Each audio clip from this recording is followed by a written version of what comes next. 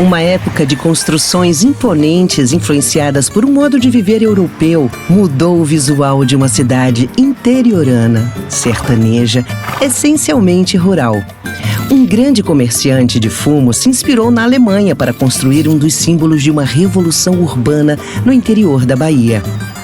Um local de grandes decisões políticas e eventos culturais. Um registro até hoje bem vivo na história dos últimos 100 anos em Feira de Santana. Feira de Santana nasceu das boiadas, das feiras livres, dos caminhos do sertão para o litoral. A cidade nasceu há quase 2 séculos. Mas cerca de 100 anos para cá, o poder público começou a investir em grandes e imponentes prédios em Feira de Santana. A cidade iniciava um novo ciclo de desenvolvimento urbano. Agostinho Frois da Mota. Este homem teve participação marcante nesse novo ciclo urbano de Feira. Nasceu em 1856 na fazenda Prato Raso, atualmente território do bairro Baraunas. Comerciante de fumo, foi intendente de Feira no início do século passado. Ele progrediu com o comércio de fumo. Mas o sucesso também veio na vida sociocultural como presidente da Sociedade Montepio dos Artistas Feirenses e provedor da Santa Casa de Misericórdia, que ainda funcionava neste antigo prédio na Praça Carlos Bahia. Como intendente, construiu a Escola João Florencio, hoje Arquivo Público Municipal, e a Escola Maria Quitéria. E foi nesse novo contexto arquitetônico feirense que o Coronel Agostinho começou a história do Casarão Frois da Mota. Ele foi construído pelo Coronel Agostinho Frois da Mota, que na época ainda não era intendente, mas era um rico fazendeiro, exportador de fumo. Quando foi visitar seus clientes em Hamburgo, na Alemanha, viu uma casa, trouxe. E Agostinho era um dos grandes comerciantes do estado da Bahia. Então, esta casa, ela abrigou grandes atividades comerciais, depois política, porque o coronel foi ser intendente, e numa fase posterior, seu filho Eduardo fez dessa sala de jantar palco de grandes decisões políticas na nossa vida, além de representar um modo de viver no início do século XX, já que não existe 2 casas similares nesse mesmo padrão em Feira de Santana. A história desse casarão, ela realmente é muito interessante.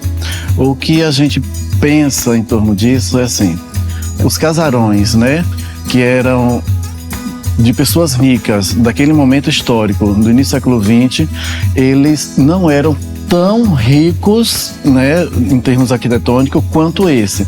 Então a gente vê que os Frois da Mota, nesse caso, investiram muito na arquitetura, teve investimento econômico, além de mostrar a sua riqueza através desse prédio, ao contrário de outras pessoas ricas que também tinham casas imponentes, mas não tanto quanto a dos Frois da Mota. Então, essa estética, essa organização, essa ornamentação que traz o casarão, ela é diferente das casas de outras pessoas ricas, tanto quanto os Frois da Mota. Tanto é que a gente observa que os outros casarões a gente não conhece porque foram demolidos, que habitaram, né, pessoas ricas aqui da Senhor dos Passos, na Conselheiro Franco. Então a gente observa que nesses casarões eles não têm a riqueza de detalhes que tem esse casarão aqui. Para um homem como ele, que teve início de vida do jeito que ele teve, ele ter sido capaz de levar adiante, ter tido peito para poder sair do Brasil e comprar fumo e vender fumo e ver um desenho de uma casa lá longe, chegar aqui, eu gostei, vou fazer igual. Quer dizer, é preciso muita cabeça, né? Dr. Eduardo Frois da Mota era médico e exercia a profissão em São Paulo, mas voltou para a Feira de Santana no início do século passado. Foi político, prefeito e deputado federal constituinte de 1946. Também contribuiu com as mudanças no visual urbano de Feira de Santana, conseguindo recursos para a construção do Hospital Dom Pedro de Alcântara e fez a ampla e bela reforma no casarão da família. Quando Eduardo ele opta por essa estética, é uma estética que estava muito em voga naquele momento, né? Então, ele perde as características anterior, que era mais simples, a fachada era muito mais simples, a aparência arquitetônica dele era mais quadrada, e aí esses profissionais que foram contratados dão uma outra visão estética ao prédio e bota uma marca, né, que é uma marca arquitetônica do início do século XX, que é uma marca bastante em voga no momento, que era o ecletismo. Ele grava no frontão as letras EFM, né, que é as iniciais do nome dele. Então, em 2 momentos do lado externo, a gente vê essas letras marcadas na parte externa do prédio, os iniciais do nome Eduardo Frois da Mota. E ele coloca também na entrada do casarão, do imóvel no caso, Vila Frois da Mota. Por que Vila? Aí a gente vai para o dicionário italiano, que quer dizer um palácio, uma casa grande, né, um casarão, então é um palacete.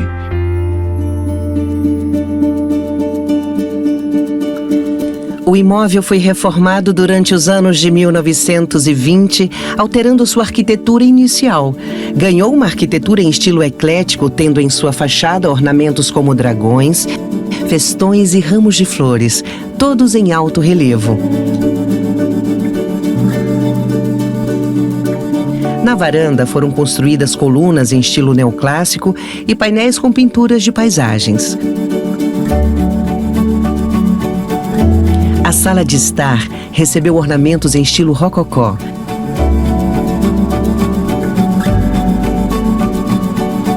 A sala de jantar recebeu uma decoração em estilo renascença francesa.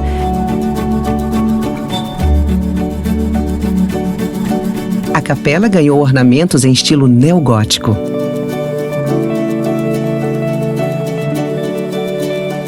É interessante isso porque esse casarão é dividido em 2 momentos. No primeiro momento, quando Agostinho viveu aqui, ele não era ornamentado dessa forma, ele tinha uma outra estética. Então, quando Agostinho morre em 1922 e ele deixa esse casarão de herança para Eduardo Frois da Mota, quando ele herda o casarão, ele faz uma ampla reforma, faz uma modificação, tanto é que eu mostro a foto antes da reforma e a foto depois da reforma. Ela tinha uma estética externa bem diferente e aparentemente comum. Quando Eduardo faz essa remodelação, ele também faz uma comemoração, ele dá uma festa para a reinauguração da casa. É uma festa que começa com a missa, uma missa campal, depois tem batismo aqui na capela, batismo de pessoas da família, e depois desse batismo a gente tem a banda 25 de março, tem doação para o asilo, alimentos para os presos da cadeia. Então é uma festa que dura 3 dias, mas também com ação filantrópica pela cidade. Foram os primeiros momentos que viriam a transformar a Vila Frois da Mota numa referência social, cultural e política em Feira de Santana. A importância política, porque eu encontrei nos jornais, nos depoimentos, que toda a decisão política da cidade passava por esta sala. Então, geralmente, quando se tinha uma divergência política, quem ia ser o próximo candidato, quem ia ser deputado federal, quem ia estar à frente de determinadas decisões, essas decisões não passavam pelo gabinete da prefeitura, mas antes passava por essa sala. Então é uma decisão importante, são decisões políticas que gerem o destino da cidade, né? A partir dos 15, 16 anos, eu comecei a visitar esta casa por várias razões. Uma delas é que eu tinha um tio deputado federal que vinha à Feira de Santana e não passava por aqui sem visitar o Dr. Eduardo. O Dr. Eduardo era uma espécie de oráculo, onde todo mundo vinha tomar a bênção e se aconselhar. Então eu vim muito com Edgar Pereira aqui, a casa de Eduardo Frois da Mota, no iniciozinho da década de 60. Já com cerca de 16 anos, foi quando ocorreu as eleições municipais em que Chico Pinto foi candidato. E aí eu já participava, porque já era de grêmio estudantil e a juventude se organizou muito para participar da campanha de Chico Pinto. E as reuniões eram aqui. Nesta sala onde nós estamos, ele recebia muitas visitas e também se reunia às portas fechadas com pessoas com quem ele decidia as coisas antes de fazer a reunião maior na sala grande. Nesta sala, Dr. Eduardo recebia às vezes com um cafezinho e uns biscoitos, mas era onde se realizavam as grandes reuniões. As reuniões com participação, vamos dizer, mais abertas quantitativamente. O diretório todo do velho PSD e aquelas portas eram abertas e não chegava a comportar todas as pessoas nessa sala por causa de uma imensa mesa que tinha aqui. Poucos sentavam-se à mesa, Dr. Eduardo na cabeceira, os grandes próceres políticos também à mesa, como Chico Pinto, Cobé, outros vereadores, mas nós da juventude, que começamos a ter espaço, voz e vez na política em Feira de Santana e de forma até organizada, nós víamos para cá e ficávamos comentando e batendo palma e às vezes dizendo uma palavra de ordem, que era para pressionar isso em 62, a candidatura de Chico Pinto. E depois as decisões outras que terminaram na eleição de Oscar Marques, na eleição de Luciano Ribeiro, deputado, que foi nossa representação. Então, veja, tudo isso passava por esta sala, passava por estes ambientes aqui da casa Coronel Agostinho Flores da Mota e Dr. Eduardo, que nos recebia. E as decisões que saíam daquela sala traziam para cá apenas para serem referendadas por um público maior. Era assim a vida política em Feira de Santana, que nós participamos neste ambiente, nesta casa, com estas paredes que ouviram tantas coisas. A Vila Frois da Mota é um patrimônio histórico-cultural tombado desde 19 de abril de 2006 pelo Instituto do Patrimônio Artístico e Cultural da Bahia, IPAC. Na virada para a Era 2000, a Fundação Senhor dos Passos comprou o casarão. O professor Carlos Brito, criador da fundação, lembra que pediu uma proposta de venda aos 6 herdeiros da época. Já que a tendência natural dessa casa, pelo hábito, seria tornar-se aqui um estacionamento, já que a lateral dela, o terreno que tinha, era um estacionamento. Então, foi feita uma proposta inicial, naquela época, de R$500 mil. Só que nós tínhamos 400 mil para consertar a casa e comprá-la. E trocamos o telhado, fizemos a parte da varanda, e esse foi o embrião e que nos motivou, não é, a preservar outros bens. O casarão, que guardava tanta história, também reservava uma surpresa para a Fundação Senhor dos Passos. Foi quando nós entramos nessa casa, aqui estava suja, tinha um cofre, que a minha curiosidade era abrir um cofre pensando que tinha algum tesouro por aqui, um cofre grande, pesado. Mas foi uma guerra para achar um serralheiro para abrir esse cofre. Quando abri, não tinha nada. Zero. Absolutamente nada. Aí tinha um armário com documentos, com cartas do Coronel Agostinho para o filho Eduardo, documentos de banco. Foi o que nós achamos. Boa parte da beleza e da originalidade do casarão foram restaurados pelo publicitário e artista plástico Vivaldo Lima.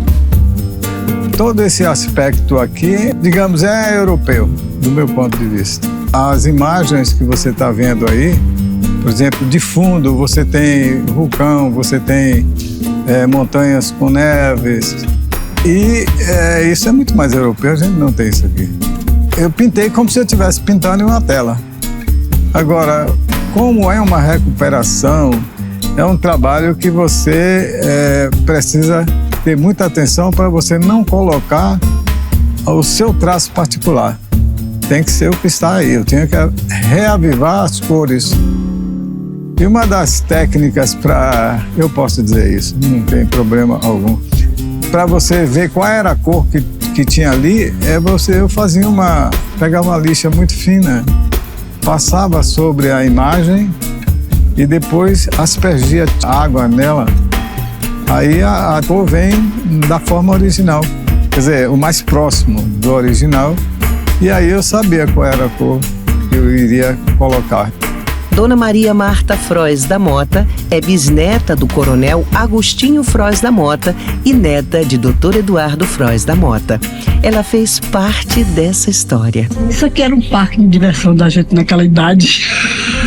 Família, quando chegava fim de ano, tinha sempre... A casa estava muito cheia, porque a família vinha toda praticamente de fora. Eram muitas crianças, eram muitas diversões. Era tudo muito... Era muito bacana. Saímos de casa, vínhamos aqui, sentávamos ali. Aí ele conversava, gostava de conversar. Contar fatos antigos, o vovô adorava. Contar fatos do início da família e tudo. Ouvir música. Ele gostava muito de música clássica. Eu tive uma infância maravilhosa. Tive. Isso tudo aqui foi responsável por essa infância maravilhosa. Que eu sinto pena de hoje a gente não dispor disso. Mas é o caminhar do tempo. Filho de Dona Marta, bisneto de Eduardo Frois da Mota, Agostinho Frois da Mota também teve a sorte de viver momentos da infância no casarão e explorar seus mistérios escondidos no quarto de Dr. Eduardo. A gente criança, né, com 10 anos, 12 anos, a gente ou entrava por fora da casa, ou então pelo quarto do Bisa, né, que tinha um alçapão debaixo da cama dele, debaixo de um tapete. E a gente olhava tudo aqui, tinha barril aí embaixo, tinha madeira, tinha muita ferragem. Mobília velha. Tinha mobília velha, tinha fuzil da Revolução. Arma. A história que a gente ouvia quando criança era que na cisterna, tinha uma cisterna gigante aqui, gigantesca, tinha um catavento que puxava água, mas na época da Revolução, depois que acabou tudo, aí a gente soube que o Bisa jogou os armamentos todos dentro da água. Mas essa é a história, a gente não tem como realmente ter certeza, né? A memória da Vila Frois da Mota tem uma riqueza política que registra, inclusive, a visita de um presidente da República. Tem uma referência com relação quando o Kubitschek passou por Feira, ele teve uma visita aqui a Eduardo. A Vila Frois da Mota é muito mais do que uma orgulhosa ostentação de uma família. A vila é uma herança deixada com muita riqueza para a cultura e para a história de Feira de Santana. Temos que ter a plena consciência que essa casa pertence à Feira de Santana. Nós só temos a escritura. A escritura é nossa, mas o patrimônio é um patrimônio da cidade. A importância dela até hoje para a feira é que ela é, no meu entendimento, a joia da coroa da princesa. E vamos ter que buscar alternativas de preservá-la, de não usar essa casa para qualquer coisa. E eu dou graças a Deus de estarmos aqui, porque a Fundação tem no seu histórico preservação de patrimônio de mais de 300 anos, com exemplo dos remédios, a exemplo da igreja de Humildes, a igreja de São José das Itapororoca, a igreja Senhor dos Passos, a parte interna. Então, na nossa história, uma coisa eu sempre digo, a Fundação cumpriu o seu papel, mesmo que termine hoje. Quiçá apareçam outras instituições com esse mesmo propósito, de preservar a história, de nos deixar registro nosso que nos leve à posteridade.